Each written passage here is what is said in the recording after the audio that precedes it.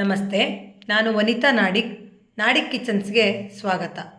ನಾವಿವತ್ತು ಸರಳ ಹಾಗೂ ಸುಲಭವಾದ ಕೋಕಮ್ ಜ್ಯೂಸ್ ಮಾಡೋದು ಹೇಗೆ ಅನ್ನೋದನ್ನು ತಿಳ್ಕೊಂಡು ಬರೋಣ. ಇದಕ್ಕೆ ಬೇಕಾಗಿರೋ ಸಾಮಗ್ರಿಗಳು ಯಾವ್ಯಾವು ಅಂದರೆ ಕೋಕಮ್ ಸಿಪ್ಪೆಯ ರಸ, ಬೆಲ್ಲ, ಚಿಟಿಕೆ ಉಪ್ಪು, ಹಾಗೆಯೇ ಮೆಣಸಿನಕಾಳು ಮತ್ತು ಏಲಕ್ಕಿ ಪುಡಿ, ಸ್ವಲ್ಪ ನೀರು. ಈಗ ಒಂದು ಪಾತ್ರೆಯಲ್ಲಿ ಅರ್ಧ ಲೀಟ್ರ್ನಷ್ಟು ನೀರು ಹಾಕಿ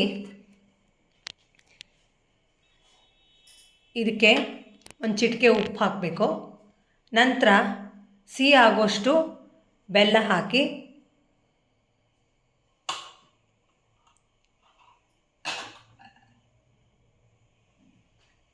ಚೆನ್ನಾಗಿ ಮಿಶ್ರಣ ಮಾಡಬೇಕು.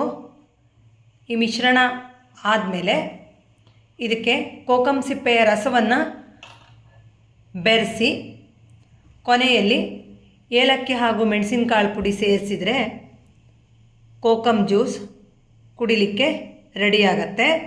ನೀವು ಒಂದು ಸಲ ಟ್ರೈ ಮಾಡಿ.